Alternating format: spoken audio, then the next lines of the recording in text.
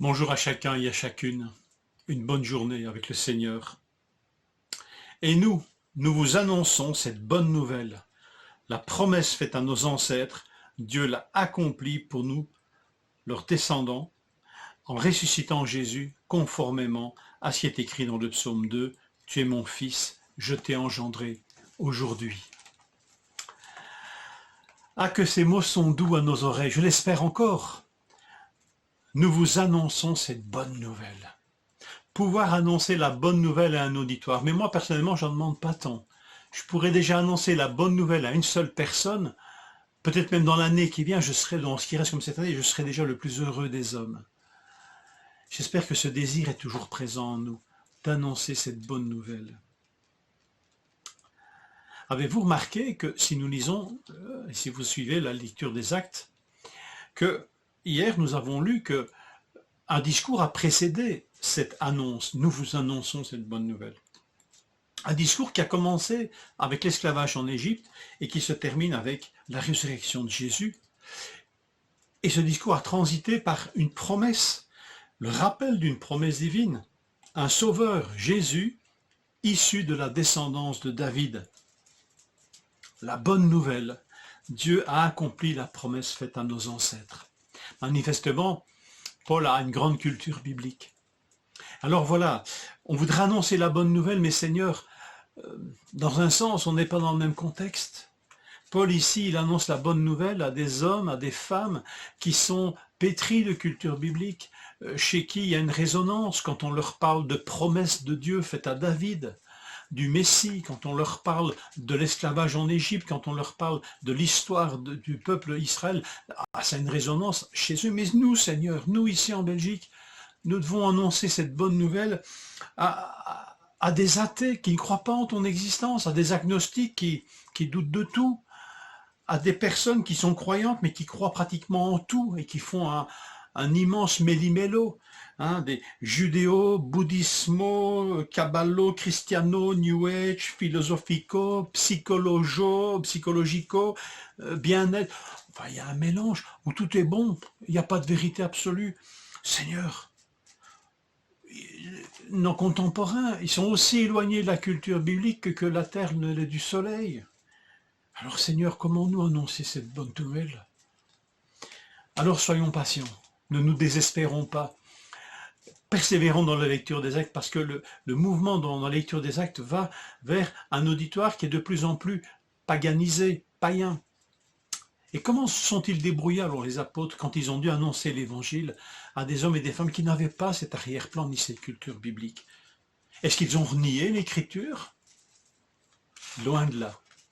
Alors, au moins empruntons le même chemin qu'eux. C'est pas parce que nos contemporains sont éloignés de la culture biblique que nous, les chrétiens, nous devons faire pareil. Si nous voulons apprendre à connaître nos contemporains, ben simplement allons comme le Seigneur nous demande d'aller, travaillons, regardons, entreprenons des contacts. C'est vrai que cette période de crise nous a rappelé combien peut-être beaucoup plus de personnes sont avides de contacts. Il y a des ébranlements dans des fondamentaux aujourd'hui. L'argent, la santé, les autorités, enfin, il y a un solide ébranlement.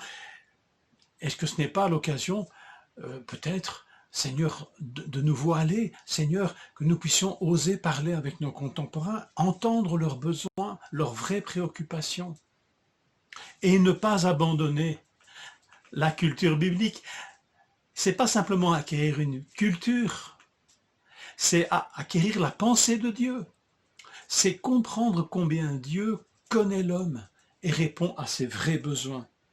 Il faut que plus que jamais nous soyons des hommes et des femmes convaincus par l'Esprit de Dieu au travers des Écritures, des vérités que Dieu nous y révèle, de la vérité de Dieu et de la vérité des vrais besoins de l'homme. Les textes de la Bible, plongeons-nous dedans plus que jamais.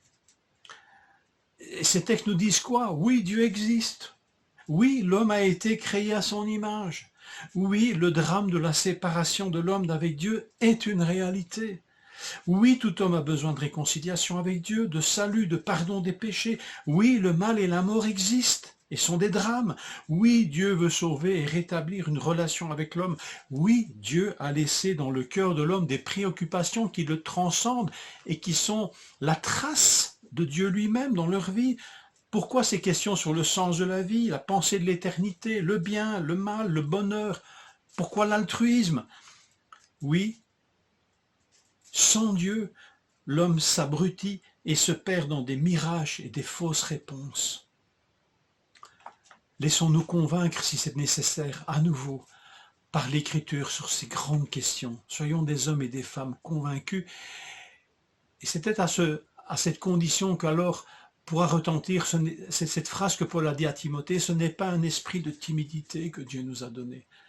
Cette timidité vient peut-être de la méconnaissance. Les choses se sont brouillées dans nos esprits et nous sommes nous-mêmes plus convaincus de ce que nous avons à partager avec nos contemporains. Dieu, dans sa parole, nous parle de tout ce que je viens de dire. Et quand Jésus, le Fils de Dieu, le Sauveur, est accueilli dans une vie et que la vie de Dieu s'y déploie par son esprit, alors l'Écriture s'éclaire, la pensée de Dieu se dévoile et soudain, quand nous allons dans ce monde, nous nous rendons compte que Dieu dit vrai sur l'homme et ses besoins. Seigneur, je veux annoncer la bonne nouvelle.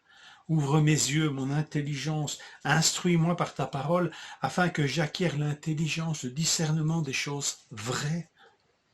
Réapprends-moi l'histoire du salut, afin que je puisse l'annoncer en témoin fidèle et authentique. Dans les semaines qui viennent, lisons avec avidité, soif les discours des actes, pour nous laisser instruire par l'Esprit Saint. Avec cette prière en arrière-plan, Seigneur, je voudrais annoncer la bonne nouvelle. Bonne journée.